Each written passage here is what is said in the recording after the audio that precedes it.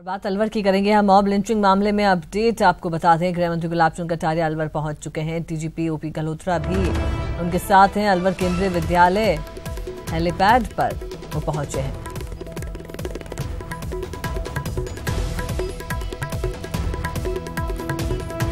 तो Alwar mob lynching मामले के तहत गृह मंत्री गुलाब चंद कटारिया अलवर पहुंच चुके हैं। डीजीपी ओपी गल्होत्रा भी उनके साथ हैं। अलवर केंद्रीय विद्यालय हेलीपैड पर वो पहुंचे और यहां से घटना स्थल पर वो जाएंगे, वहां पर जायजा लेंगे और उसके बाद थाने वो पहुंचेंगे, जहां पर रिकॉर्ड्स को देखा जाएगा। उसके आगे क्या कुछ दिशा निर्देश देने हैं वो वहां से दिए जाएंगे। गृह मंत्री गुलाब चंद कटारिया खुद यहां पर आए हैं।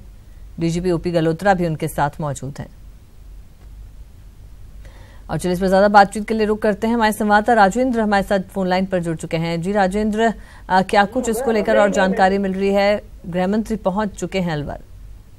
जी, गृह मंत्री अलवर से रवाना होकर के रामगढ़ की सीमा में प्रवेश कर चुके हैं और कुछ करीब 5 से 7 मिनट पे घटना स्थल पर यहाँ पहुंच जाएंगे और पूरी तरीके से पुलिस और प्रशासनिक अधिकारी यहाँ मौके पर पहुंच चुके हैं। जो घटना स्थल जहाँ पर ये घटना हुई थी वहां पर पुलिस के बड़ी संख्या में अधिकारी मौके पर पहुंच चुके हैं और कुछ ही देर में गृह मंत्री और डीजीपी यहाँ पहुंचने वाले हैं, जिनकी सभी तैयारियां यहाँ पूरी कर ली गई हैं और पुलिस और प्रशासनिक अधिकारी मौके पे मौजूद हैं। गृह मंत्री के साथ में डीजीपी भी हैं, तो वो मौके का खुद निरीक्षण करेंगे और उसके बाद क्या दिशा निर्देश देते हैं और उनके जो चीजें हैं वो गृह मंत्री से बात जब मीडिया की होगी तभी ये पूरी चीजें का खुलासा होगा। आखिरकार इस पे क्या जांच के जो अब तक हुई है उस पर क्या प्रगति रिपोर्ट है वो गृह मंत्री बताएंगे। जी, बहुत शुक्रिया राजेंद्र आपका इस जानकारी के लिए।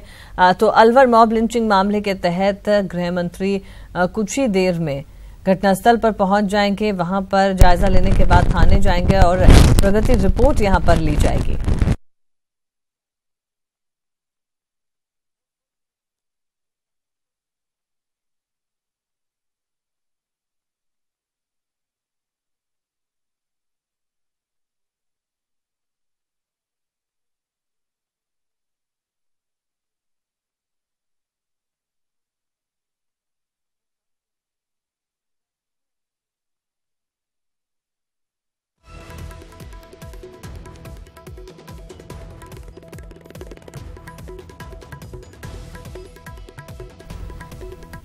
और इससे पहले अलवर की घटना को लेकर गृह मंत्री गुलाब चंद कटारिया ने मुख्य सचिव DB Gupta, DGP OP Galhotra और special DG law and order NR K Reddy के साथ अहम बैठक की। बैठक के बाद गृह मंत्री ने बताया कि 3 पुलिसकर्मियों को सस्पेंड कर दिया गया है और वस्तुस्थिति देखने के बाद जो भी आवश्यक कदम होंगे उठाए जाएंगे।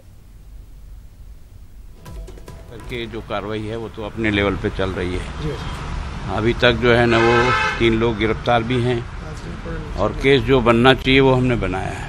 फिर भी कल हमने डीजी को एडीजी को भेजा 3 लोगों को वस्तु स्थिति देख के आओ, तो उसमें से लगा कि थाने पर उसको लंबे समय तक रखने के कारण से जो उसे बचाया जा सकता था उसमें कहीं न कहीं लैकुना रहा है। उनके खिलाफ कार्रवाई की है। कितने सस्पेंड किया? 1 को सस्पेंड किया, 3 को लाइन हाजिर किया और अभी मैं स्वयं जा रहा हूँ मौके पर।